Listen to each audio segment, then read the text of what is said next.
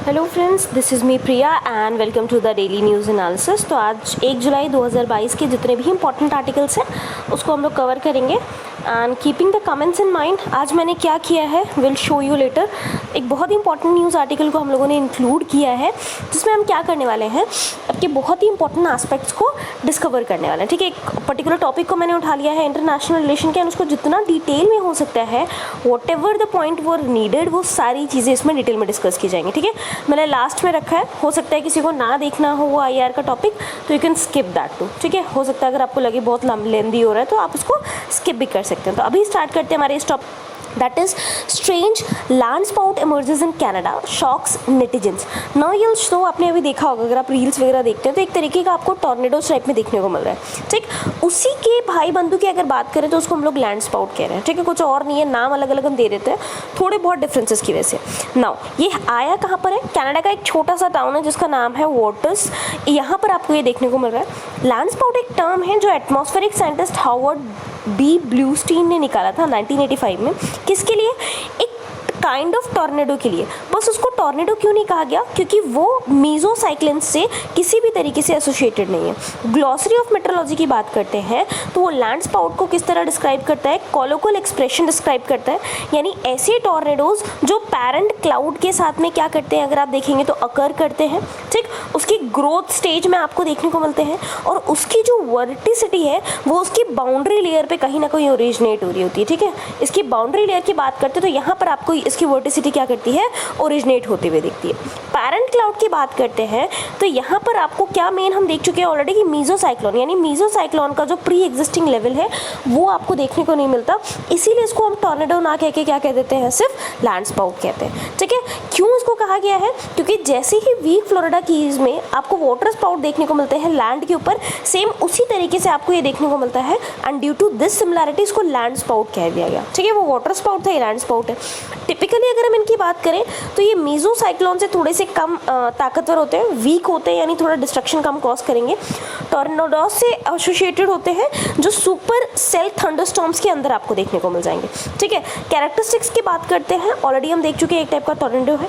ठीक, जो किसके साथ में ग्रो करता है ये बहुत इंपॉर्टेंट है। ज्योग्राफी NCERT जब हम कवर कर रहे थे अकेडमी पे तो what you all had seen कि वहाँ पर मैंने आपको आपकी क्या बताया था, टाइप्स ऑफ क्लाउड्स पढ़ाया था। उसमें क्लाउड हमने देखा था क्यूमुलोनिम्बस क्लाउड। ठीक, सो ये जो आपका टॉर्नेडो होता है ये क्यूमुलस कंजस्टस की बात करते हैं जिसको हम लोग क्यूमुलोनिम्बस क्लाउड कहते हैं, उसके साथ में एसोसिएटेड होता है। उसकी ग्रोथ स्टेज में क्या करता है, उसके साथ ये लिंक होता है जहाँ पर आपको अपड्राफ्ट स्ट्रेच ऑफ बाउंड्रीज देखने को मिलती है एंड जो इसकी वर्टिकल एक्सिस है, ठीक है, वो कहीं ना कहीं टाइट होकर आपके एक स्ट्रॉन्ग वर्टेक्स में आके फॉल कर जाती है। लैंड स्पाउट्स की बात करते हैं, ये टॉर्नेडोज ही हैं बट ये रोटेटिंग कॉलम के साथ में होते हैं, यानी एयर कॉलम होता है जो लगातार क्या करता रहता है, आपका रोटेट करता रहता है एंड ये सरफेस एंड क्यूमुली जो फॉर्म क्लाउड होता है दोनों के साथ में लिंक रहता है। ठीक है, दोनों के साथ में इसका कॉन्टैक्ट, सरफेस के साथ में भी एंड क्लाउड के साथ, दोनों के साथ कॉन्टैक्ट आपको देखने को मिल जाएगा।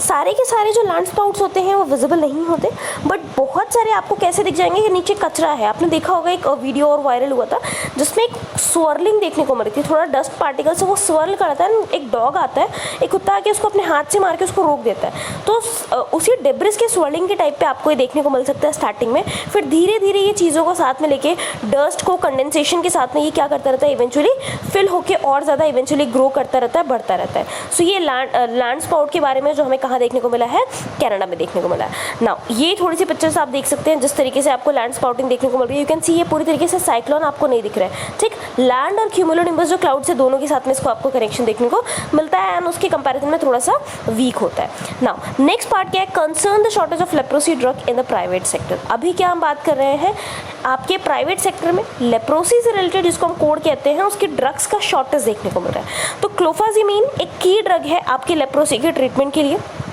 ठीक, इसकी शॉर्ट सप्लाई देखने को मिल रही है पिछले कुछ महीने से आपके इंडियन मार्केट्स में। ठीक है, यानी इसकी सप्लाई, इसकी जो है वो कमी महसूस की जा रही है, इसकी क्राइसिस की जा रही है, इसकी जो बेसिकली क्या हो जाएगी, क्राइसिस में कन्वर्ट हो जाएगा ना। लेप्रोसी क्या होता है, इसको हम लोग हैंसेंस डिजीज़ भी कहते हैं, एक नेग्लेक्टेड ट्रॉपिकल डिजीज़ है ना। If we talk what is neglected tropical disease, यानी ट्रॉपिकल एरियाज़ में, ठीक है, मुझे डिफाइन करने की ज़रूरत नहीं है, ये इक्वेटर होता है, यहाँ पर आपके ट्रॉपिक्स होते हैं, उसके बीच का एरिया ट्रॉपिकल एरिया। तो ट्रॉपिकल एरियाज़ में ऐसी ऐसी डिजीज़ जिसको नेग्लेक्ट किया जाता है, ध्यान नहीं दिया जाता, that is neglected tropical disease. ये इन्फेक्शियस होता है जो किसके द्वारा कॉज होता है, एक बेसिलस के द्वारा, एक बैक्टीरिया जिसका नाम है माइकोबैक्टीरियम लेप्री। अब इसके इंक्यूबेशन की पीरियड की बात करते हैं, यानी किसी के थ्रू आपके बॉडी में अगर ट्रांसमिट हुआ है एंड जब आपको पहला सिम्टम दिखाई देगा उसको हम इंक्यूबेशन पीरियड बोलते हैं। तो इसका इंक्यूबेशन पीरियड ही इसका सबसे बड़ा ड्रॉबैक है, यानी आपके बॉडी में जब ये बैक्टीरिया एंटर हो रहा है एंड जब आपको सिम्टम शो हो रहे हैं, दोनों के बीच का ड्यूरेशन 1 साल से लेके 5 साल तक वेरी कर सकता है। यानी 1 साल में भी दिख सकता है, 5 साल में भी हो सकता है, एंड ये भी पॉसिबल है कि हो सकता है 20 साल तक आपको कोई भी सिम्टम ना दिखाई दे, 20 साल के बाद पता लगे। ठीक, लेप्रोसी की बात करते हैं। स्किन, जो पेरिफेरल नर्वस सिस्टम होता है, mucosa, upper respiratory tract and eyes को ये बहुत ज़्यादा अफेक्ट करता है। ठीक है, तो इसके लिए बहुत ज़्यादा डेंजरस माना जाता है। मूवीज़ वगैरह में आपने देखा होगा, ज़्यादातर पुअर फैमिलीज़ या ठीक है उसमें दिखा दिया जाता है कि people are suffering from leprosy. Now bacillus की बात करते हैं। ये ड्रॉपलेट के थ्रू, आप छींक रहे हैं, बात करते समय आपके मुंह से ड्रॉपलेट्स निकल रहे हैं, नोज़ के थ्रू, ठीक है, वहाँ से ये ट्रांसमिट कर सकते हैं। ट्रीटमेंट की बात करते हैं, क्यूरेबल है, ये पूरी तरीके से ठीक हो सकता है। मल्टी ड्रग थेरेपी, यानी बहुत सारे ड्रग के मिक्सचर के द्वारा इसको ठीक किया जा सकता है, बट अगर इसको अनट्रीट छोड़ दिया जाए तो ये प्रोग्रेस करता रहेगा और ये ऐसा डैमेज और नर्व और स्किन और लिम्स में कॉज कर देगा जो परमानेंट हो जाएगा, यानी फिर कितनी भी मेडिसिन करा लीजिए आप उसको सही नहीं कर सकते। तो जैसे ही ये डायग्नोस होता है, first thing is to do what, कि आप इसको तुरंत डायग्नोस करके इसका ट्रीटमेंट स्टार्ट करा दें। ठीक, प्रिवेलेंस की बात करते हैं तो ज़्यादातर इंडिया में, जहाँ पर 69% केसेस आपको देखने को मिलते हैं। उसके अलावा ब्राज़ील, इंडोनेशिया, नाइजीरिया, DRC, ठीक, Madagascar, East Africa, Mozambique, Ethiopia, Brazil and Nepal, तो most of the African countries में आपको देखने को मिल रहा है। वैक्सीन की बात करते हैं तो जो BCG वैक्सीन आपने देखा है, ठीक है, अब नाम तो हो गया, बचपन में बहुत सारे बच्चों को लगती हुई देखी होगी आपने, इसका फुल फॉर्म मुझे बताइए। ये कहीं ना कहीं लेप्रोसी के लिए प्रिवेंटिव साबित होती है, यानी अगर आपने इसको लगवा लिया है तो बहुत ही लेसर चांसेस है कि आप इससे इन्फेक्ट होंगे। ठीक, प्रोग्राम्स की बात करते हैं तो नेशनल लेप्रोसी इराडिकेशन प्रोग्राम चलाया गया है। सेंटर द्वारा ये स्पॉन्सर्ड स्कीम है, यानी सेंटर इस पर पैसा लगाती है ताकि हम क्या कर सके, इंडिया को लेप्रोसी फ्री बना सके। कोई भी एक भी केस, जैसे पोलियो फ्री हम सोचते हैं वैसे ही लेप्रोसी फ्री कर दें। साथ ही साथ जो भी इसके डिटेक्टेड केसेस है उसको जल्दी से जल्दी क्या कर सके, हम ट्रीट कर सकें। इसमें लेप्रोसी अवेयरनेस कैंपेन्स भी आते हैं, लोगों को इसके बारे में बताया जाता है, क्योंकि बहुत सारे लोगों को लगता है कि अगर लेप्रोसी होगी तो उसको ठीक नहीं किया जा सकता। ठीक है, तो उनको अवेयर किया जाता है कि नहीं, ये क्यूरेबल है पूरी तरीके से, जैसे ही आपको पता लग रहा है आप तुरंत ट्रीट कराइए तो आप बिल्कुल सही हो सकते हैं। नाउ नेक्स्ट हमारे न्यूज़ आर्टिकल्स पे आते हैं। State told to improve vaccine coverage, remember है ना, मुझे याद आ गया एक्चुअली, आपने देखी होगी अनिल कपूर जी की एक मूवी, एंड उसमें एक लेडी को ये दिखाया जाता है। ठीक है, so this is the case जो वहाँ पर दिखाया जाता है, ऐसा दिखाया जाता है कि वो ट्रीट नहीं किया जा सकता, बट इट इज़ ट्रीटेबल, है ना, तो लोगों में जागरूकता की बहुत कमी है। Now states told to improve vaccine coverage, राज्य सरकारों को क्या कहा गया है कि आप वैक्सीन की जो कवरेज है वो बढ़ाएं। सबसे पहली चीज़, बहुत सारी वैक्सीन का स्टॉक रखा हुआ है। ठीक, बहुत सारे स्टॉक जो है वो ओवरडेट भी होने वाले हैं। सो लगभग 3.66 करोड़ जो फर्स्ट डोजेज है कोविड-19 के, वो 12 से 14 एज के ग्रुप के जो बच्चे हैं उनको एडमिनिस्टर किया जा चुका है, ऐसा हेल्थ मिनिस्ट्री की रिपोर्ट आई है। ठीक, मिनिस्ट्री ये भी कह रही है कि वैक्सीन कवरेज को हम बढ़ाएंगे, बच्चों के लिए भी एंड एल्डरली पीपल के लिए भी, एंड इससे हमारे केसेस में नंबर जो वैक्सीन जिनको लग चुकी है उनके नंबर्स हाई होते चले जा रहे हैं। लगभग 193.53 करोड़ जो आपके वैक्सीन डोजेज हैं वो प्रोवाइड किए जा चुके हैं स्टेट्स को, एंड उसके बाद भी अगर आप देखेंगे 11.5 करोड़ बैलेंस अभी देखने को मिल रहा है जो अनयूटिलाइज्ड है। ठीक है, ऐसा मिनिस्ट्री ने कहा है, तो इसलिए डायरेक्ट किया जा रहा है कि अपने वैक्सीन कवरेज को बढ़ाइए। 60+ जो एल्डरली पॉपुलेशन है उन पर, एंड 12 से 17 के बीच में जो पॉपुलेशन आपके है उनको आप सेकंड डोज लगाइए। ठीक है, तभी आपकी वैक्सीन की जो खपत है, जो वैक्सीन बची हुई है उसको आप यूज़ कर पाएंगे, एंड जो उसका आपको क्या देखने को मिल रहा है एक तरीके से, अगर आप देखेंगे उसका मिसयूज़ नहीं होगा, वो ख़राब नहीं होगी वैक्सीन। ठीक है, मिनिस्ट्री ने क्या कहा है स्टेट्स को कि आप ऑपरेशनल गाइडलाइंस फॉलो करिए रिवाइज सर्विलेंस स्ट्रैटेजी के लिए कोविड-19 के कंटेक्स्ट में, एंड यहाँ पर इस गाइडलाइंस की बात करते हैं, sewage and waste water surveillance की बात की गई है जो अर्ली वार्निंग्स प्रोवाइड करेंगे। ठीक है, अगर किसी तरीके का लोकल कोविड-19 सर्ज आपको देखने को मिलता है तो उसके लिए आपको ये क्या प्रोवाइड करेगी, एक तरीके से वार्निंग प्रोवाइड करेगी। तो मेन यहाँ पर वैक्सीन के बारे में था। ठीक है, थोड़ा सा डेटा देख लीजिएगा, इससे ये भी पता लग रहा है कौन कौन से एज ग्रुप को कैसी वैक्सीन लगाई जा रही है। Now coming to the next part, दूसरे पार्ट पे आते हैं, दैट इज व्हाट। ठीक है, यहाँ पर modified PSLV places 3 foreign satellites into orbit. हमारा जो PSLV है उसका मॉडिफाइड वर्जन ने क्या किया है, 3 फॉरेन सैटेलाइट्स को, अब कौन से फॉरेन की बात करते हैं, यानी इंडिया की नहीं, सिंगापुर की सैटेलाइट को क्या कर दिया है, ऑर्बिट में डाल कर दिया, लॉन्च कर दिया। इसरो ने PSLV C-53 DSEO की बात करते हैं, सो सतीश धवन स्पेस सेंटर जो हमारा श्रीहरिकोटा में है, वहाँ से अगर आप देखेंगे तो लो अर्थ ऑर्बिट में सेटेलाइट को क्या कर दिया है, प्लेस कर दिया है। ये जो मॉडिफाइड वर्जन आपको देखने को मिल रहा है, ये जो सेकंड लॉन्च पैड है हमारा श्रीहरिकोटा सतीश धवन स्पेस सेंटर में, वहाँ से लॉन्च किया गया है 6:02 PM पे 3 सेटेलाइट्स के साथ में, और 365 kg Singaporean earth observation satellite है। ठीक, उसके बाद उससे छोटी आपको सिंथेटिक अपर्चर रडार देखने को मिल जाएगा पेलोड, जिसको न्यूसार कहा जा रहा है। फिर 2.8 kg का आपको नैनाक टेक्नोलॉजी यूनिवर्सिटी का SCUBE-1 देखने को मिल जाएगा। ठीक है, तो जैसे ही टेक ऑफ हुआ उसके 19 मिनट बाद ये जो सेटेलाइट थी आपकी क्या हो चुकी थी, ऑर्बिट में आ चुकी थी। 55th मिशन ये आपको देखने को मिल रहा है PSLV का।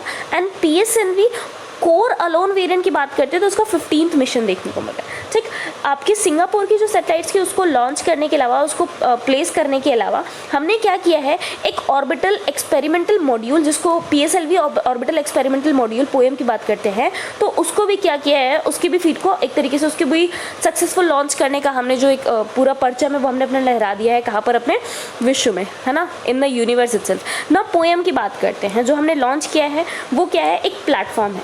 किस तरीके का प्लेटफॉर्म है, जो हेल्प करने वाला है आपको कि आप किसी भी तरीके के जो इन ऑर्बिट एक्सपेरिमेंट्स है वो आप वहाँ पर जाके कर सकते हैं। ठीक, PS4 स्टेज की बात करते हैं, वहाँ पर भी जो आपका ऑर्बिटल प्लेटफॉर्म है वो आपको हेल्प करेगा कि वहाँ पर आप जाके अलग अलग एक्सपेरिमेंट्स को परफॉर्म कर सकते हैं। ठीक है, यहाँ पर अगर आप देखेंगे तो ये डिस्कार्डेड एक स्टेज है इसरो के वर्क हाउस रॉकेट का, जिसको हम लोग PSLV कहते हैं। SLV रॉकेट की बात करते हैं, ये 4 स्टेज रॉकेट है, जहाँ पर पहले जो 3 स्पेंट स्टेजेस है वो वापस आ जाते हैं ओशन में, एंड जो फाइनल स्टेज होता है, यानी जिसको PSO4 कहा जाता है, जैसे ही वो सैटेलाइट से लॉन्च होता है ऑर्बिट में, वो स्पेस जंक में क्या कर देता है, एक तरीके से आपका जाके क्रिएट कर देता है। ठीक है, स्पेस जंक आपको पता है कि बहुत सारी डेब्रिस, हम लोग बहुत सारी सैटेलाइट भेजते हैं, आपको पता है बहुत सारी अनसक्सेसफुल हो जाती हैं, किसी तरीके का हो सकता है क्रैश हो जाए, तो वो सारा जितना कचरा होता है वो स्पेस जंक पे क्या करता रहता है, तैरता रहता है इस तरीके से। ठीक है, तो उसी SLV रॉकेट की बात करें तो 3 पार्ट में से एक 4 पार्ट आपको PS4 देखने को मिल जा रहा है। ये जो स्टेज है, इसमें जो फाइनल स्टेज होती है PS4, ठीक है, इसी PS4 को जो अभी तक जंक में क्रिएट हो जा रही थी, इसको हम स्टेबलाइज्ड प्लेटफॉर्म की तरह यूज़ करेंगे। यानी अगर हमें कोई एक्सपेरिमेंट करना है तो हमारे लिए प्लेटफॉर्म का भी काम करेगा, साथ ही साथ जो हमारा स्पेस जंक है उसको भी हम रिड्यूस करेंगे।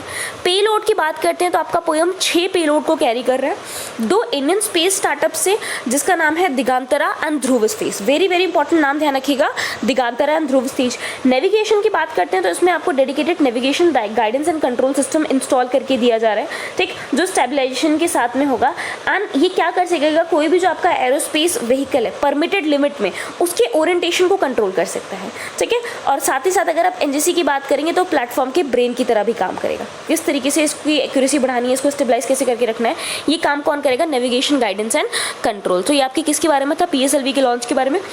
55th थी, एंड कोर अलोन अगर बात करते हैं तो 15th इसकी फ्लाइट आपको देखने को मिल गई है। Now coming to the next news article, UAPA necessary to act against terrorist. Very very important article. अभी अगर आपने देखा होगा उदयपुर में, ठीक है, तो बीहेड कर दिए गए थे 2 मैन, जहाँ पर एक टेलर को बीहेड कर दिया गया था 2 आदमियों के द्वारा। ठीक, इसी हफ्ते में उसी के ऊपर ये पूरा का पूरा आपको ये सीन देखने को मिल रहा है जो भी यहाँ पर है। यूनियन मिनिस्टर जो RK सिंह है, उन्होंने कहा कि अब ये बहुत ज़रूरी हो गया है कि हम कुछ सर्टेन लॉज, जैसे अनलॉफुल एक्टिविटीज़ प्रिवेंशन एक्ट, जिसे UPA कहा जाता है, ठीक है, इसको अगर देखेंगे तो इसके इम्प्लीमेंटेशन को और ज़्यादा हम क्या करें, बेसिक इन्फोर्स करें। ठीक है, इसके इम्प्लीमेंटेशन को और ज़्यादा अच्छे तरीके से हम इसको लाके अप्लाई करें। क्यों ऐसा ज़रूरी हो गया, चाहे वो टेररिस्ट की बात कर सकते हैं या किसी ऐसे लोगों की बात जो लोगों का गला काटते रहे। हाँ, this is very important incident. अगर आप देखेंगे टेलर को 2 लोगों के द्वारा उदयपुर में क्या कर दिया गया, उनका गला काट दिया गया, इधर नहीं। So this is the part, अगर आप देखेंगे तो ये ज़रूरी हो जा रहा है कि ऐसे लोगों पर भी हम टेररिस्ट एक्ट लगाएं। ठीक है, this is national human rights commission की बात करते हैं, ना सिर्फ इसके अकॉर्डिंग, अगर हम अपने कॉन्स्टिट्यूशन की भी बात करें तो उसमें ह्यूमन को, एक पर्टिकुलर इंडिविजुअल को बहुत सारे राइट्स प्रोवाइड किए जाते हैं, तो उनके राइट्स का वायलेशन हो रहा है, ह्यूमन राइट्स का वायलेशन हो रहा है, इसीलिए सारी चीज़ें कही जा रही है। मिस्टर सिंह ने ये भी कहा, attacks by Naxals on security forces and terrorist in Jammu and Kashmir as example. उन्होंने कहा कि बहुत सारे नक्सल्स के द्वारा सिक्योरिटी फोर्सेज एंड अगर आप टेररिस्ट की बात करें करेंगे तो इस पर जो आपके अटैक किए जा रहे हैं वो भी इसका एक एग्जाम्पल है। उन्होंने क्या कहा है, it was necessary to infringe on due process of few citizens in order to protect the larger humanity, कि आप कुछ ऐसे लोग, ठीक है, हर कोई तो नहीं है बट इन दो लोगों की बात करें तो इन जैसे लोगों पर आपको ये इन्फोर्स करना बहुत ज़्यादा ज़रूरी हो जाता है, ताकि हम जो पूरी ह्यूमन कम्युनिटी है उसको प्रोटेक्ट कर सके, पूरी जो लार्जर ह्यूमैनिटी पूरी है हमारी इंसानियत, उसको हम प्रोटेक्ट कर सके।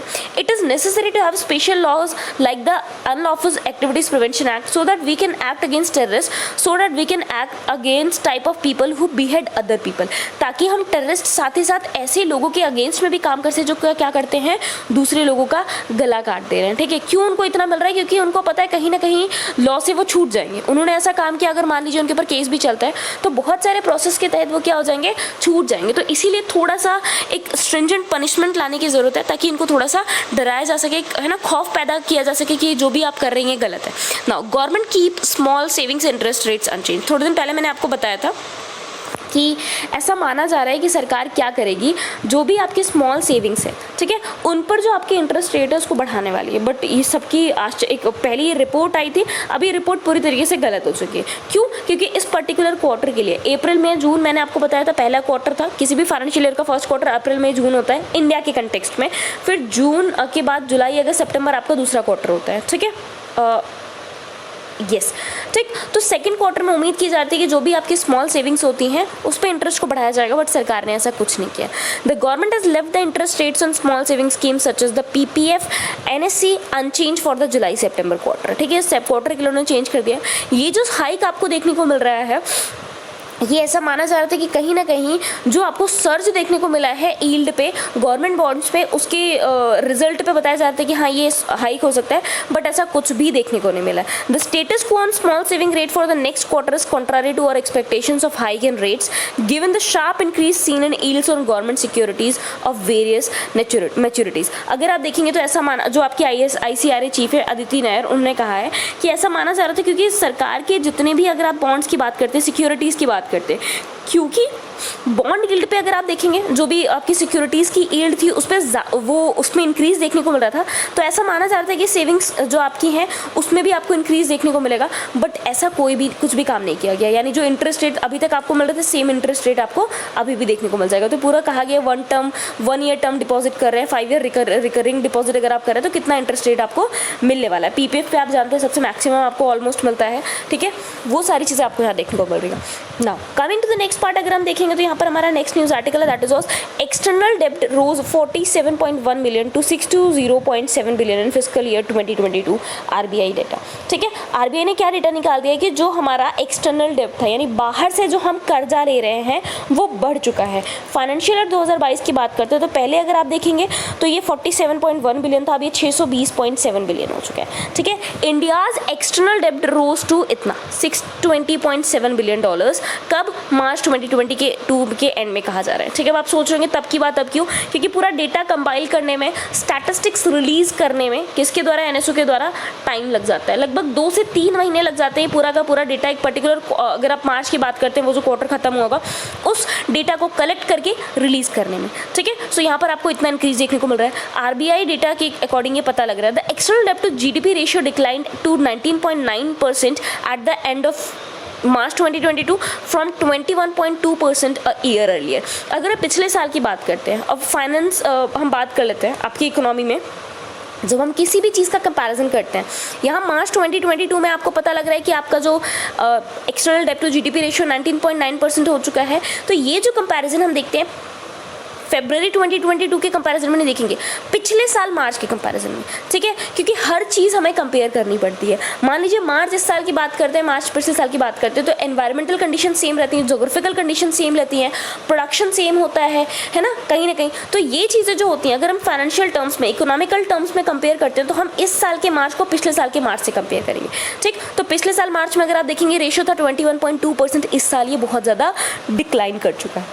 ठीक, एंड रीजन बीइंग क्या है कि एक्सटर्नल डेब्ट इंडिया का बढ़ चुका है। वैल्यूएशन गेन्स की बात करते हैं on the account of appreciation of US dollar vis the Indian rupee and major currencies including the Japanese yen, euro. ठीक, अब आपको क्या देखने को मिल रहा है, ये जो वैल्यूएशन गेन देखने को मिल रहा है, ये क्यों देखने को मिल रहा है, क्योंकि यूएस डॉलर यानी आपको अप्रिसिएशन देखने को मिल रहा है। किसमें? करेंसी अप्रिशिएट हो रही है, करेंसी की वैल्यू बढ़ रही है। चाहे आप इंडियन रुपये की बात करें या यूएस डॉलर की बात करें, सबका जो आपका पार्ट है, सबका जो आपकी वैल्यू है वो बढ़ती जा रही है। Excluding the valuation effect, external डेब्ट would have increased by 58.58 billion instead of 47.1 billion at the end of March 2022 over end March 2021। अब ये कहा जा रहा है कि अगर हम इस वैल्यूएशन इफेक्ट को हटा देते हैं, ठीक है, तो ये I think I told you something wrong, है ना।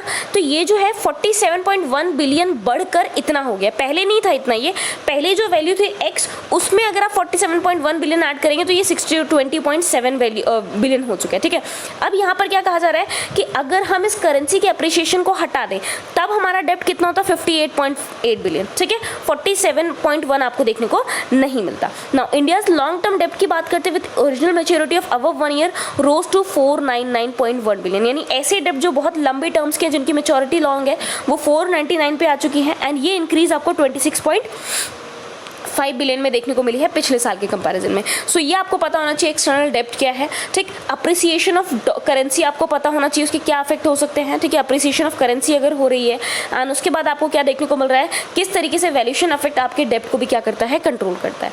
Now coming to the next part, आपके बात करते हैं, that is CNPN allows backdoor entry to big tech firms. जो बड़ी बड़ी आपकी टेक्निकल फर्म्स हैं उनको बैकडोर एंट्री दी जा रही है। Cellular operations association of India ने क्या कहा है, the rules issued to set up captive non-public network allowed tech companies to de facto become service providers and compete with telcos in the enterprise segment। ये देखा जा रहा है, आपके cellular operation association of India ने कहा है कि आपके कैप्टिव नॉन पब्लिक नेटवर्क की बात करें तो इसमें बड़ी बड़ी जो टेक कंपनीज हैं उनको डी फैक्टो तरीके से कि भाई आप बड़ी हो इसलिए आपको प्रोवाइड कर दिया जा रहा है, आप जाइए और सर्विस प्रोवाइड करिए। ठीक है, एंटरप्राइज सेगमेंट में क्या कर दिया जा रहा है, उनको बैकडोर एंट्री देके क्या किया जा रहा है, बाकी कंपनीज के साथ में compete कराया जा रहा है। तो COIE ने क्या कहा है, centre to relook into the concept of CNPN and ensure a level playing field. उन्होंने कहा ये जो बैकडोर एंट्री दे रहे हैं ना, गलत तरीके से जो आप इनको बड़ी बड़ी टेक्निकल फर्म्स को एंट्री दे रहे हैं, तो उससे क्या हो रहा है, जो फेयर चांस बाकी कंपनी को मिल सकता था वो कहीं ना कहीं उनको नहीं मिल पा रहा है। ठीक, तो ये एक तरीके का करप्शन डिनोट कर रहा है। तो आप क्या करिए, फिर से इस मैटर पे क्या करिए, गौर करिए एंड एक लेवल प्लेइंग फील्ड तैयार करिए। ऐसा ना हो कि किसी को हम क्या कर रहे हैं, किसी के साथ पार्शियलिटी कर रहे हैं तो उनको ज़्यादा इंपॉर्टेंस मिल जा रही है, उनको पहले ये कॉन्ट्रैक्ट मिल जा रहा है एंड बाकी कंपनीज को नहीं मिल पा रहा है। ठीक, in a letter dated June 30, COIE director general SP Kochhar said the move seemed to be based on some international practices that were not relevant in Indian context and probably without any in-depth study being conducted by DOT or TRAI of its adverse impact on the economy। ठीक, अब उन पे ये कहा जा रहा है कि बहुत सारी ऐसी प्रैक्टिसेस फॉलो की जा रही हैं जो इंटरनेशनल मार्केट से ली गई हैं, बट वो जो international, hold on for a second, okay ना, तो ये कहा जा रहा है कि ये जो भी इंटरनेशनल प्रैक्टिसेस फॉलो की जा रही हैं वो इंडियन कंटेक्स्ट में बिल्कुल भी सही नहीं है, यानी हमारे यहाँ सही नहीं बैठती हैं वो।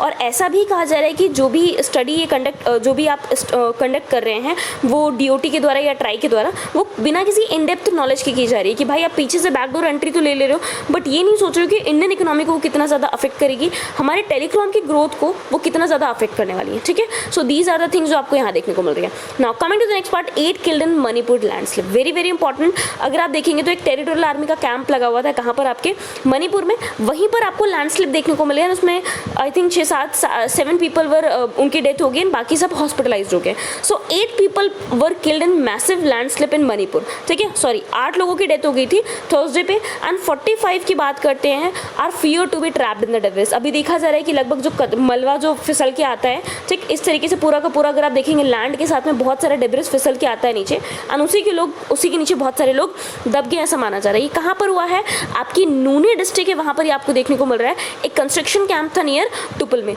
7 टेरिटोरियल आर्मी के जो पर्सनल थे उनकी डेथ हो गई, कंफर्म हो गई है। 4 रेलवेज एम्प्लॉयज़ की बात करते हैं तो वो अभी मिसिंग है, एंड ऐसा कहा जा रहा है 20 विलेजर्स जिसमें बच्चे भी थे वो भी मिसिंग है। 18 पर्सनस को अभी रेस्क्यू किया गया है, उनकी इंजरीज है, उनको हॉस्पिटल्स में इम्फाल में ट्रांसफ़र कर दिया गया है, वहाँ पर रेस्क्यू ऑपरेशन चला जा रहा है। एंड साथ ही साथ अगर आप देखेंगे तो क्या कहा गया है, फ्लड अलर्ट को भी इशू कर दिया गया ना, ताकि लोग क्या करें, थोड़े से सतर्क रहें ना। लैंडस्लाइड की बात करते हैं, ये है क्या, movement of mass of rock. आप क्या देखेंगे, आपका जो माउंटेन रहता है स्लोप में रहता है, हिली एरिया स्लोप में रहते हैं, तो एक मास ऑफ रॉक को लिया, इसके साथ में थोड़ा बहुत डेब्रिस लिया, लैंड का पोर्शन लिया, जब ये एक साथ डाउन स्लोप में मूव करता है, ठीक है, किस वजह से, ग्रेविटी के कारण, नीचे आपका ग्रेविटी नीचे की तरफ एक्ट करेगा, ग्रेविटी के कारण जब ये सारी चीज़ें नीचे की तरफ मूव करती हैं स्टीप स्लोप के एरियाज में, तब हम उसको लैंडस्लाइड कहते हैं, ठीक है। माउंटेन रीजन की बात करते हैं, या फिर अगर आप देखते हैं अर्थ फ्लो की बात करते हैं, मास मूवमेंट की बात करते हैं, मड फ्लो की बात करते हैं, रोटेशनल स्लिप, एवलांचेस, ये सारे के सारे लैंडस्लाइड के ही एग्जांपल्स हैं, ठीक है। फॉल में अगर आप देखेंगे तो क्या होता है, एब्रप्ट मूवमेंट देखने को मिलता है, बहुत सारे जियोलॉजिक मटेरियल्स होते हैं जो अचानक से नीचे की तरफ स्लोप कर जाते हैं। टॉपल में अगर आप देखेंगे तो फॉरवर्ड रोटेशन, आगे की तरफ होते हुए ये गोला है, ये आगे की तरफ ऐसे ऐसे ऐसे करके मूव करते हुए टॉपल करते हुए नीचे आएगा। स्लाइड्स में जो आपका रॉक डेब्रिस होता है वो पूरा का पूरा नीचे खसकते हुए आता है, पूरा का पूरा पोर्शन लेके ऐसे स्लाइड हो जाएगा, ठीक है। ये ब्लॉक है, ये ब्लॉक इतना स्लाइड हुआ, ये पूरा स्लाइड करते हुए आएगा। देन स्प्रेड की बात करते हैं, it usually occurs on very gentle slopes और फ्लैट टेरेन। ये ज़्यादातर स्प्रेड आपको कहाँ देखने को मिलता है, जहाँ पर स्लोप कम होता है, ये स्लोप कम हो गया, यहाँ पर आपको स्प्रेड देखने को मिलता है। लैंडस्लाइड की बात करते हैं इंडिया में, तो मेजर जो हाइड्रोजियोलॉजिकल हैजार्ड्स हैं जो इंडिया को अफेक्ट करते हैं, उसमें से लैंडस्लाइड्स एंड अवलांचेस भी आते हैं। 50% जो आपकी कंट्री का पार्ट है वो कहीं ना कहीं लैंडस्लाइड के खतरे में ही रहता है। जैसे हिमालय, नॉर्थ वेस्ट की, नॉर्थ ईस्ट की बात करते हैं, वेस्टर्न घाट्स हो गए, ये दो ऐसे रीजन है जहाँ पर आपको बहुत ज़्यादा वल्नरेबिलिटी, सबसे ज़्यादा खतरा देखने को मिलता है, ठीक है, किसके रिगार्डिंग, लैंडस्लाइड के रिगार्डिंग। नाउ यहाँ पर एक टर्म आया है टेरिटोरियल आर्मी, ठीक है। सो इसके बारे में आपको मुझे बताना है व्हाट इज टेरिटोरियल आर्मी, ठीक है। आर्मी तो we all know, what is territorial army, tell me regarding that, ठीक है। इसके बारे में बताइएगा कि टेरिटोरियल आर्मी क्या होता है, इसके बारे में पढ़िएगा, कब फॉर्म हुआ, क्यों फॉर्म है, इनका काम क्या होता है। Now coming to the next part, दूसरा आर्टिकल देख लेते हैं, that is NATO launches innovation fund, है ना। नाटो वी ऑल नो, कल आपने देख लिया था। नॉर्थ अटलांटिक क्या होता है, कौन सा ऑर्गेनाइजेशन, मुझे कमेंट सेक्शन में बताइए, ठीक है। पता नहीं पढ़ा है आप लोगों ने, नहीं। एक साइनिंग सेरेमनी साइन हुई है, ठीक, जहां पर नाटो के सेक्रेटरी जनरल, कल हमने नाम देखा था, Jens Stoltenberg, and leaders and ministers की बात करते हैं, लगभग 22 एलाइड कंट्रीज़ ने, उन्होंने नाटो के इनोवेशन फंड को क्या कर दिया है, लॉन्च कर दिया है। ये दुनिया का पहला multi sovereign venture capital fund है। 15 साल का टाइम फ्रेम रखा जा रहा है नाटो के इनोवेशन फंड का। एंड ये क्या करेगा, जो भी आपकी नेशनल टेक्नोलॉजीज है, जैसे हाइड्रोजन फ्यूल की बात करते हैं, ऐसी नेशनल टेक्नोलॉजीज के पावर को कहीं ना कहीं ट्रांसफॉर्म करके हम अपने आने वाले टाइम पे सिक्योरिटी को मेंटेन करेंगे। सिक्योरिटी यानी आपको पता है फ्यूल की अगर हम बात करते हैं, फॉसिल फ्यूल की खत्म हो जाएंगे, तो हमें सिक्योर होना है, आगे चल के हम अपने फ्यूल, अपनी जो एनर्जी नीड है उसको फुलफिल कैसे करेंगे, तो उस चीज़ को सिक्योर करने के लिए हम ये लेके आए हैं। अलायंस के इनोवेशन इकोसिस्टम को और ज़्यादा स्ट्रेंथन करें एंड एक दूसरे के साथ में मिलकर सिक्योरिटी, ठीक है, इसको भी क्या कर सके, और ज़्यादा एनहांस करेंगे, इसलिए पूरा फंड लाया गया है। इसमें अगर आप देखेंगे 12 बिलियन यूरोस को अर्ली स्टेज में इन्वेस्ट किया जाएगा। साथ ही साथ बहुत सारे और वेंचर कैपिटल्स होंगे डेवलपिंग एरियाज़ में, जहाँ पर अगर आप देखेंगे जो भी आपकी इमर्जिंग टेक्नोलॉजीज होगी उनको प्रायोरिटी में लेके इसको क्या किया जाएगा, डील किया जाएगा। इसमें आर्टिफिशियल इंटेलिजेंस आपका आ जाएगा, बिग डेटा प्रोसेसिंग आ जाएगा, क्वांटम से रिलेटेड जो आपकी टेक्नोलॉजीज है ना, एंटमैन टाइप में, वो आप देख सकते हैं, autonomy, biotech, human enhancement, novel materials, energy, propulsion in space. तो ये आपकी चीज़ें हैं जिसके लिए आपके इस नाटो इनोवेशन फंड को क्या किया गया, लॉन्च किया गया। इस फंड की बात करते हैं तो इसमें डिफेंस इनोवेशन एक्सेलरेटर के तौर पे नॉर्थ अटलांटिक जो भी आपका पार्ट है वो बेसिक क्या करेगा, ये फंड उसको कॉम्प्लीमेंट करेगा, जिसको हम लोग डायना के नाम से जानते हैं। क्या है, defence innovation accelerator for the north Atlantic. ये भी इसमें अगर आप देखेंगे तो इस डेवलपमेंट को सपोर्ट करेगा, इस अडेप्टेशन को सपोर्ट करेगा एंड जो भी आपके सिक्योरिटी एंड डिफेंस चैलेंजेस होते हैं उसको डील करने में हेल्प करेगा, ठीक। There has also been significant progress for Diana at the 2022 Madrid summit, where allies agreed that innovators participating in Diana's program will have access to a network of more than 9 accelerator sites and more than 63 test centers across Europe and North America. अब अगर आप देखेंगे Diana बहुत ज़्यादा important, बहुत ज़्यादा significant हो चुका है। क्यों, 22 के जो मड्रिड समिट की बात की, जिसके बारे में अभी हम पिछले 3 दिन से पढ़ रहे हैं कि यहाँ पर जो इनोवेटर्स की बात करते हैं, जो डायना में बेसिकली पार्टिसिपेट कर रहे हैं, उनको एक तरीके से एक्सेस प्रोवाइड कर दिया गया है कि जो हमारी 9 एक्सीलरेटर साइट्स है, 63 हमारे टेस्ट सेंटर्स हैं यूरोप एंड अमेरिका में, आप वहाँ जाके विजिट कर सकते हैं। नाटो की बात करते हैं, नॉर्थ अटलांटिक ट्रीटी ऑर्गेनाइजेशन, ये मिलिट्री अलायंस है, 1949 में इसको बनाया गया था, ठीक है। मेन काम क्या करना है, सिक्योरिटी प्रोवाइड करना है। एक्सपेंशनिज्म की अगर आप बात करेंगे तो उसके अगेंस्ट में रहना है कि ऐसा ना हो कि एक कंट्री दूसरे कंट्री को कवर करता जा रहा है, जैसे रशिया ने यूक्रेन को करने की कोशिश की है। एंड साथ ही साथ जो यूरोपियन पॉलिटिकल इंटीग्रेशन है उसको हम क्या करेंगे, वर्ल्ड वॉर 2 के बाद में थोड़ा सा एनकरेज करेंगे कि हम एक साथ मिलकर रहें, ठीक। ये कलेक्टिव सिक्योरिटी सिस्टम का भी काम करता है, जहाँ पर जो भी इसके मेंबर स्टेट्स होते हैं वो अग्री करते हैं कि वो एक दूसरे को म्यूचुअल तरीके से डिफेंड करेंगे किसी भी अटैक से। कोई दूसरी अगर कंट्री किसी हमारे मेंबर पे भी अटैक करे तो हम एक साथ मिलकर काम करेंगे। 30 कंट्रीज देखने को मिल रही है नाटो की, 2 countries north American, 28 European countries आपको देखने को मिलती है इस पूरे अगर आप देखेंगे नेशंस में देखने को मिल रही है, ठीक है, ग्रुप में। सो दिस इज निगार्डिंग नाटो के बारे में। एंड मैंने बताया था ना कि हम मान लीजिए 4 दोस्त हैं, किसी एक पे भी हमला, हम चारों पे हमला मारा जाएगा। तो this is the strategy NATO आपका फॉलो करता है। Now coming to the next part आते हैं, that is what it's vital to protect Indian ocean region. Very very very important. बहुत सारी स्लाइड्स हैं, मैं आपको थोड़ा सा ओवरव्यू दे रही हूँ, बट स्टिल अगर आप चाहते हैं तो आप मुझे बताइएगा, कल से मैं इसका सेपरेट वीडियो बना दूंगी, ठीक है। अदरवाइज वीडियो बहुत ज़्यादा लेंदी हो जाएगा, ठीक।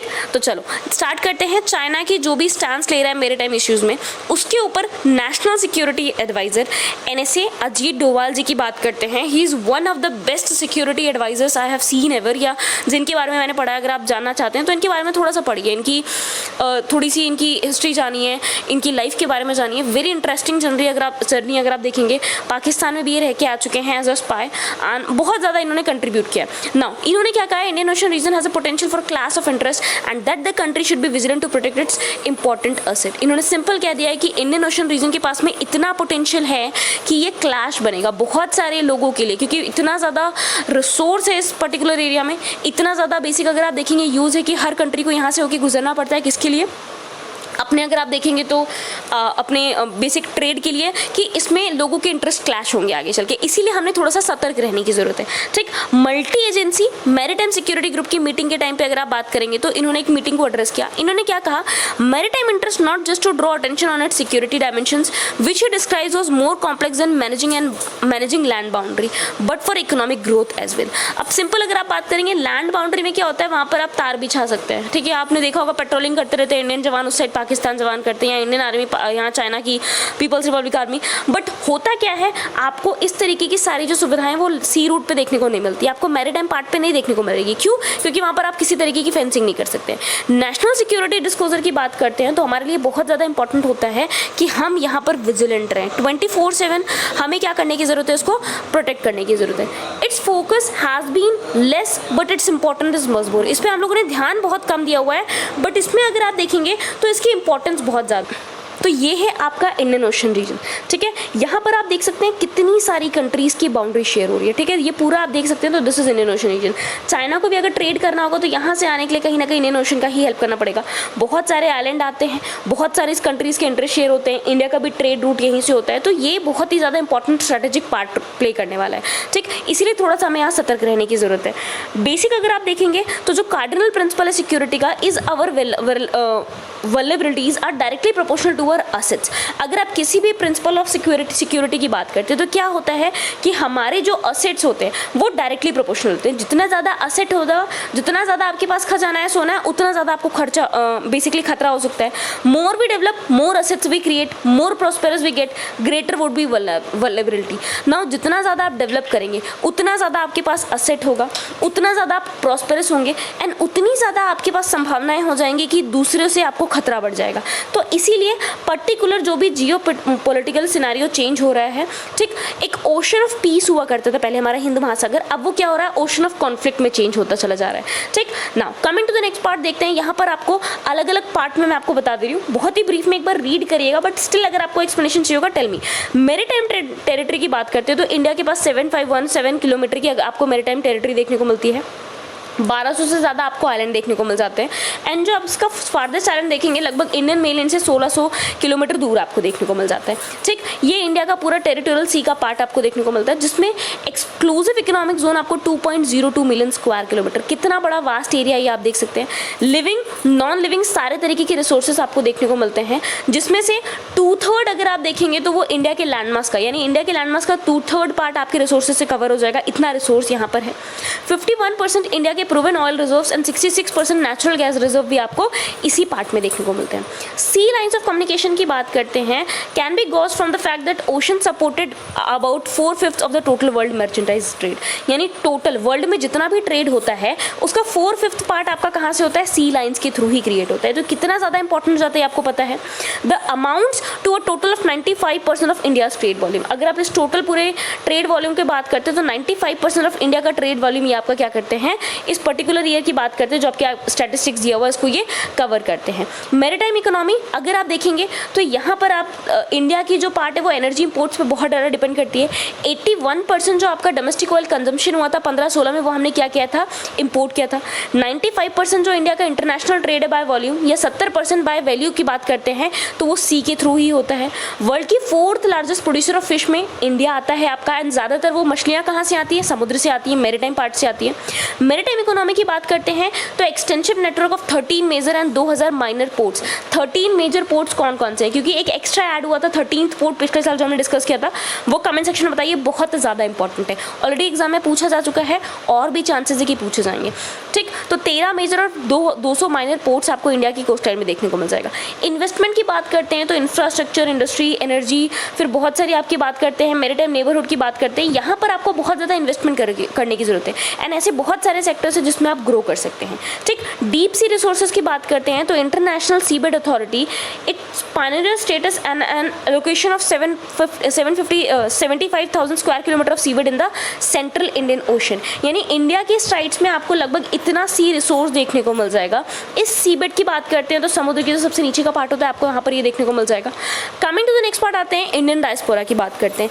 India has had trade and cultural links with a number of countries in the IOR। Indian ocean region में बहुत सारी कंट्रीज है जिसके साथ में इंडिया का ट्रेड एंड कल्चरल लिंक आपको देखने को मिल जाएगा। गल्फ एंड मिडिल ईस्ट की बात करते हैं तो 8 मिलियन NRIs यहाँ पर रहते हैं, एम्प्लॉयड है, जिनसे रेमिटेंस यानी बाहर जो रह रहे नॉन रेसिडेंट इंडियंस होते हैं वो बाहर जो भी कमाते हैं इंडिया में रहने वाले अपने माँ बाप को, अपने भाई बहन को भेजेंगे तो वो रेमिटेंस की तरह काम करेगा, यानी इंडिया की वो GDP में अगर आप देखेंगे कहीं ना कहीं ऐड होगा। ठीक है, इंडिया की इकोनॉमिक ग्रोथ को और ज़्यादा हेल्प करेगा। बहुत सारी कोस्टल स्टेट्स हैं जहाँ पर जो सेफ्टी एंड सिक्योरिटी की बात करते हैं, जो रह रहे हैं आपके इंडियन ओशन रीजन में, उनको प्रोटेक्ट करना इंडिया का काम है, क्योंकि इंडिया के लोग हैं तो इसीलिए इंडियन ओशन जो रीजन है हमारे लिए बहुत ज़्यादा इंपॉर्टेंट हो जाता है। हिस्टोरिकल कल्चरल ट्रेड लिंक्स की बात करते हैं, कंबोडिया, इंडोनेशिया, मलेशिया, मॉरिशस, यहाँ पर अगर आप टेम्पल्स को देखेंगे, लेजेंड्स को देखेंगे तो वो कल्चर अभी भी डेवलप कर रहा है, तो इसीलिए इनके साथ में लिंक को बना के रखना एंड वहाँ पर वो जो चीज़ें हैं उनको प्रिजर्व करना, ये भी हमारा काम है।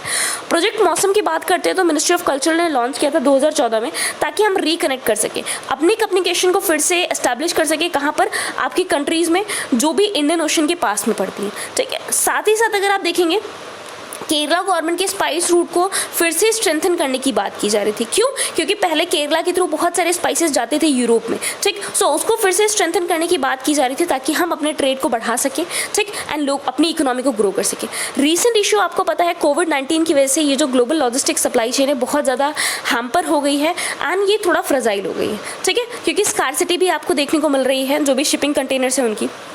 अभी आपने स्विस थ्रोम्बोसिस देखा था, स्विस कनाल में एक शिप फंस गया था और उसकी वजह से MV एवर गिवन की बात करते हैं, जिसकी वजह से वहाँ पर अगर आप देखेंगे तो पूरा का पूरा जो ट्रेड था, पूरा का पूरा जो वहाँ पर ट्रांसपोर्टेशन था वो ब्लॉक हो गया था। ठीक है, कंट्रोल ऑफ चौक पॉइंट्स की बात करते हैं, इंडियन ओशन की बात करते हैं, जोग्राफिकली कंट्रोल होता है बहुत सारे चौक पॉइंट्स की वजह से, चाहे आप अरेबियन सी की बात करते हैं, बे ऑफ बंगाल की बात करते हैं, साउदर्न इंडियन ओशन की बात करते हैं, तो इन सबको प्रोटेक्ट करना हमारे लिए बहुत इंपॉर्टेंट हो, जैसे Strait of Hormuz, Strait of Bab el Mandeb, Gulf of Aden, Malacca straight.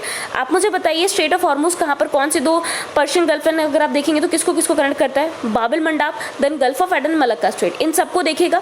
This can be asked in the examination and अगर नहीं भी आते हैं, IOR से रिलेटेड कोई भी क्वेश्चन आता है, ट्रस्ट मी आप जितने पॉइंट्स अभी यहाँ पढ़ रहे हैं उसमें से अगर आप 1-2 भी इंक्लूड कर देंगे तो आपका आंसर्स बहुत अच्छे हो जाएंगे। नाउ रीजनल इंस्टेबिलिटी की बात करते हैं तो यहाँ पर बहुत सारी पॉलिटिकल इंस्टेबिलिटी भी देखने को मिलती है। Yemen, Indonesia, Somalia, Iran, Iraq, Sri Lanka की बात कर सकते हैं, म्यांमार में आप देख रहे हैं मिलिट्री coup हो गया था, श्रीलंका अपने आप एक क्राइसिस में गुजर रहा है, तो रीजनल इंस्टेबिलिटीज रीजन में बहुत आपको देखने को मिल रही है।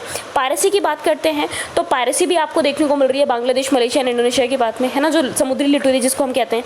ट्रैफिकिंग की बात करते हैं, ठीक, तो ड्रग प्रोडक्शन अगर आप देखेंगे 3 कंट्रीज मैंने आपको पिछले साल की न्यूज़ एनालिसिस में बताई थी जो ड्रग प्रोडक्शन में बहुत ज़्यादा इंपॉर्टेंट रखती हैं, ठीक, इंपॉर्टेंस रखती है। मैं आपको एक बार दिखा देती हूँ, ये जो आपकी कंट्रीज़ हैं, एक जोन आपका यहाँ क्रिएट होता है, एक जोन आपका यहाँ क्रिएट होता है। ठीक, आपको मुझे बताना है इसमें कौन कौन सी कंट्रीज आती हैं। तो एक तरीके से ट्रैफिकिंग यानी ड्रग प्रोडक्शन में अगर आप देखेंगे तो 2 जोन आते हैं, गोल्डन क्रिसेंट, एक गोल्डन ट्राइंगल है।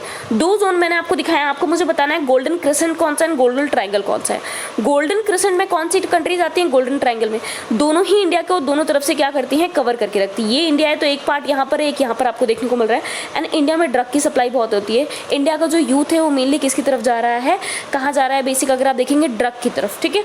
तो इसीलिए बहुत ज़्यादा लॉस आपको देखने को मिल रहा है। मैरीटाइम टेररिज्म की बात करते हैं तो 2 लाख अगर आप देखेंगे fishing boats and fisherman population की बात करते हैं, वो इस पूरी अपने एक कहते हैं ना लाइवलीहुड यहीं से चला रहे होते हैं। तो उनको बेसिकली प्रोटेक्ट करना ये बहुत ज़्यादा इंपॉर्टेंट हो जाता है। बीच में आपने देखा होगा एक क्लैश भी हुआ था, ठीक, जिसमें एक फिशरमैन को मार दिया गया था। तो ये सारी चीज़ें कहीं ना कहीं एक मैरीटाइम टेररिज्म की बात करती हैं। 26/11 टेररिस्ट अटैक की बात करते हैं तो वो भी कहीं ना कहीं इसी रूट को फॉलो करते हुए आए थे।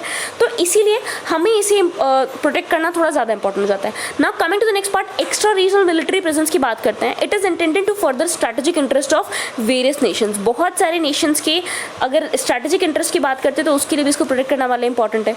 Illegal, unreported and unregulated fishing की बात करते हैं, उसको भी कंट्रोल करना ज़रूरी हो जाता है।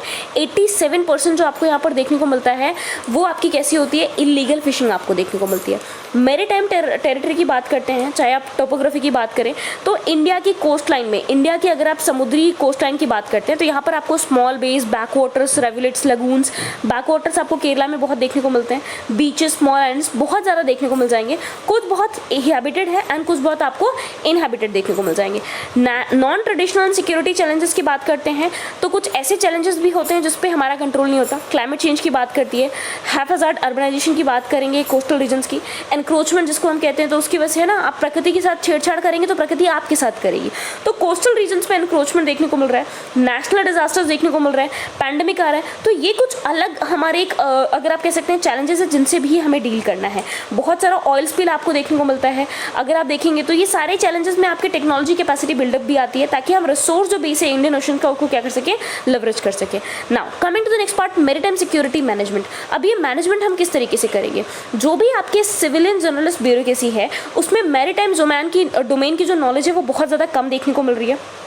ठीक, हमारा जो बेसिक अप्रोच होता है, अगर हम मैरीटाइम भी प्रोटेक्ट करना चाह रहे हैं तो बेसिक अप्रोच हम लैंड सेंट्रिक लेते हैं। ठीक है, अब बेसिक आप सोचिए आपको पैर में दर्द हो रहा है, पर आप कौन सी सर दर्द की दवा खा रहे हैं, क्या वो काम करेगा, नहीं करेगा। आप कहेंगे ये तो दर्द की दवा है, बट नहीं, आपको अप्रोच अलग लेना पड़ेगा। अगर आप मैरीटाइम सिक्योरिटी को इंश्योर करना चाहते हैं तो आप लैंड सेंट्रिक अप्रोच लेके नहीं चल सकते हैं, आपको चेंज करना पड़ेगा। ठीक है, बहुत सारे बेसिक आपके ऐसे स्टेट्स हैं जिनको मैरीटाइम बोर्ड्स अभी भी सेटअप नहीं किए गए, तो ऐसा एडवाइस किया जा रहा है कि आप सेटअप करिए, तभी हम क्या कर सकेंगे, अपनी जो कोस्ट लाइन है उसको प्रोटेक्ट कर पाएंगे। ठीक, मैन पावर कम देखने को मिलता है, ट्रेनिंग कम देखने को मिलती है मरीन पुलिस की, कोऑपरेटिव मैकेनिज्म अलग अलग एजेंसीज के बीच में कम देखने को मिलता है, and state level monitoring mechanism भी आपको बहुत ही कम देखने को मिलता है। तो ये कुछ चैलेंजेस हैं कि क्यों हमारी मैरीटाइम सिक्योरिटी मैनेजमेंट हमें बढ़ाने की जरूरत है, क्या क्या कमियां हमको देखने को मिल रही है। ठीक है, बिकॉज किसी भी चीज़ को अगर आप इंप्रूव करना चाहते हो, कोई भी इंसान बेहतर इंसान कब बनेगा, जब उसको अपनी वीकनेस पता होगी। तो हमें पहले वीकनेस पता कर ली है, अब उसको पहले हम चेंज कर सकते हैं। नाउ ये जो जियोपॉलिटिकल शिफ्ट आपको देखने को मिल रहा है, great power contestation at sea generating various maritime flash points in different waters, naval rivalries and built up more aggressive naval war fighting doctrines. ठीक, चाइना की बात करिए, जापान की बात करिए, चाइना यूएस की बात करिए, चाइना एशियन साउथ चाइना सी, टेंशंस इन मेडिटेरियन ब्लैक सी, ये सारे वो रीजन है जहां पर आपको बढ़ते हुए टेंशन देखने को मिल रहा है। अलग अलग कंट्रीज के बीच में आपको झगड़ा देखने को मिल जाएगा। चाइना के साथ में आपने देखा होगा वो स्पार्टली आइलैंड्स वगैरह थे, पैरासाइल आइलैंड्स वगैरह थे। ठीक, 9 लाइन का जो इशू चल रहा था, तो कहीं ना कहीं आपका मैरीटाइम इशू बहुत ज्यादा बढ़ता चला जा रहा है। रशिया एंड यूएस के बीच में भी टेंशन देखने को मिल रही है। तो इसीलिए ये सारी चीजों से उलझने के लिए अगर आप देखेंगे, नेवल मॉडर्नाइजेशन हमको करने की जरूरत है, अपनी कैपेसिटी बढ़ने की जरूरत है, जो चोक पॉइंट्स है उस पर प्रेशर को हमें कम करना पड़ेगा। ठीक, एंड जो अपनी न्यूक्लियर स्ट्राइक कैपेबिलिटी आप दे सकते हैं उसको कहीं ना कहीं बढ़ाना पड़ेगा। किसके लिए, अपने मैरीटाइम पार्ट के लिए। Infiltration, illegal migration and refugee influx अगर आप देख सकते हैं। ठीक, गुजरात के क्रीक एरियाज में अगर आप देखेंगे तो बहुत ज्यादा वल्नरेबल पार्ट है जहां पर बहुत सारे टेररिस्ट या मिलिटेंट्स इसके थ्रू एंट्री कर सकते हैं हमारे लैंड बाउंड्री में। ठीक, इंडियन ओशन रीजन की बात करते हैं। अब अब अगर आप देखेंगे तो इस सबसे डील करने के लिए बहुत सारे स्टेप्स भी लाए गए। नरेंद्र मोदी जी जो था SAGAR security and growth for all in the region, यानी इंडियन ओशन रीजन में सबके प्रोटेक्शन के लिए पार्ट लाया गया था। फिर IORA की बात करते हैं, 1997 में लाया गया ताकि हम इंट्रा रीजनल इकोनॉमिक कोऑपरेशन बढ़ा सके। IONS Indian ocean naval system की बात करते हैं, ये वॉलंटरी इनिशिएटिव है, 2008 में लाया गया था। इसका भी काम था ताकि हम कोऑपरेशन बढ़ाएं। फिर आप बात करते हैं रिकैप की, regional cooperation agreement on combating piracy and armed robbery against ships in Asia, Asia में होने वाले जितने भी रॉबरी पायरेसी होती है उससे डील करें। एशियन रीजनल फोरम की बात करते हैं, ठीक, I am not discussing in detail, but ये सारे ऐसे पार्ट हैं जहां पर आप क्या कर सकते हैं, जिसके थ्रू आप मैरीटाइम सिक्योरिटी को इंश्योर कर सकते हैं एंड स्ट्रेंथन कर सकते हैं, ठीक है। Then US led western pacific naval symposium की बात करते हैं, ये एक ऑब्जर्वर की तरह भी काम करता है, कहां पर अगर आप देखेंगे आर्कटिक काउंसिल में भी। सो ये सारी चीजें हैं जिसके थ्रू हम अपने मैरीटाइम सिक्योरिटी को और ज्यादा एनहांस कर सकते हैं। नाउ अब हम बात करते हैं क्या क्या बेसिक ऐसे कौन से ऐसे हमारे बेसिक हमने स्टेप्स लिए हैं जिसके थ्रू हम इसको प्रोटेक्ट करते हैं। इंडियन नेवी की बात करते हैं तो इंडियन नेवी इसमें बहुत इंपॉर्टेंट रोल प्ले करता है, चाहे कॉम्बेटेंट इवैक्यूएशन ऑपरेशंस होते हैं, ह्यूमैनिटेरियन असिस्टेंस होता है, एंटी पैरेसी, इन सब में हेल्प करेगा। कोस्ट गार्ड को आप देख सकते हैं, ठीक है, तो यहाँ पर EEZ की बेसिकली बात करते हैं, पायरेट, स्मगलर, पोचर्स, इन सब के थ्रू इसको क्या किया जाता है, प्रोटेक्ट किया जाता है। कोस्टल पुलिस आपकी होती है। Maritime shipping and ship building की बात करते हैं, ओशन अफेयर्स होते हैं, ठीक है, तो यहाँ पर मिनिस्ट्री ऑफ अर्थ साइंसेज को रिस्पॉन्सिबल बता दिया गया है कि कोई भी अगर एक्सप्लॉयटेशन या इस तरीके की रिसोर्सेज में हो रहा है तो उसके लिए आप जिम्मेदार होंगे। कस्टम मरीन ऑर्गेनाइजेशन को बनाया गया, किसके रिकमेंडेशन पे, नाग चौधरी कमेटी के रिकमेंडेशन पे। These are the important point जो हमने अपने ध्यान में रखे हैं ताकि हम अपनी सिक्योरिटी को और ज़्यादा एनहांस कर सके। मल्टी लेयर्ड सर्विलेंस सिस्टम लाया गया है, ठीक है, अगर आप देखेंगे तो सबसे पहले आउटर लेयर पे जो बियॉन्ड 200 नॉटिकल माइन आता है, फिर उसके बाद अगर आप देखेंगे तो इंटरमीडिएट लेवल पे 12 से 200 नॉटिकल माइल्स पे आपको देखने को मिल जाएगा, ठीक है। इंडियन कोस्ट गार्ड यहाँ पर क्या करता है, बेसिकली अगर आप देखेंगे तो उसको पेट्रोलिंग करता रहता है। फिर आप टेरिटोरियल वाटर्स की बात करते हैं, यानी शोर लाइन से लेकर 12 जो नॉटिकल माइल्स तक का एरिया, यहाँ पर आपको मरीन पुलिस देखने को मिल जाएगी। National committee for strengthening maritime and coastal security भी आपको देखने को मिल रही है। कोस्टल सर्विलेंस नेटवर्क बनाया गया है ताकि ऑटोमेटिक आइडेंटिफिकेशन सिस्टम, जिसको AIS कहा गया है, लॉन्ग रेंज ट्रैकिंग इससे कर सकते हैं। वेसल ट्रैफिक मैनेजमेंट सिस्टम, जो भी आपके मेजर माइनर पोर्ट्स होते हैं वहां पर सर्विलेंस को बढ़ाने के लिए चीजें लाई गई हैं। Information management and analysis centre की बात करते हैं जो गुरुग्राम में लाया गया है ताकि हम शिपिंग डेटा को इजीली डिसेमिनेट लोगों तक पहुंचा के सकें, ताकि और लोग इसका कोई दूसरा शिप है तो उसको यूज कर सके। Information fusion centre for the Indian ocean region की बात करते हैं, 24/7 ये आपको रीजनल इन्फॉर्मेशन प्रोवाइड करता रहता है।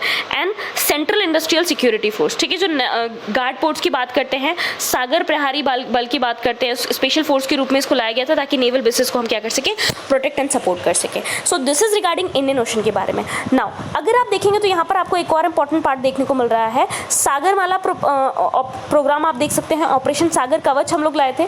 IMSS की बात करते हैं, coastal security scheme, national command control communication and intelligence network, है ना। अगर आप सब नहीं याद कर पा रहे हैं, अगर आपको 2-3 भी याद रह रहे हैं ना, इंडियन ओशन के क्वेश्चन में अगर आप 2-3 पार्ट्स को भी इंक्लूड कर दे रहे हैं तो that is more than enough, ठीक है। आपका आंसर पूरी तरीके से कंप्लीट हो जाएगा। फिर मार्क्स देना ना देना किसके हाथ में जाएगा, आपके एग्जामिनर के। तो दिस इज ऑल रिगार्डिंग आपके किसके बारे में, IOR के बारे में, जितनी इंपॉर्टेंट करंट अफेयर्स थी उसके बारे में। आई होप सो सुधांशु, ठीक है, थोड़ी बहुत आपके जो गिले शिकवे थे वो कम हुए होंगे। ना मिलते हैं नेक्स्ट सेक्शन में, till then keep learning, bye bye.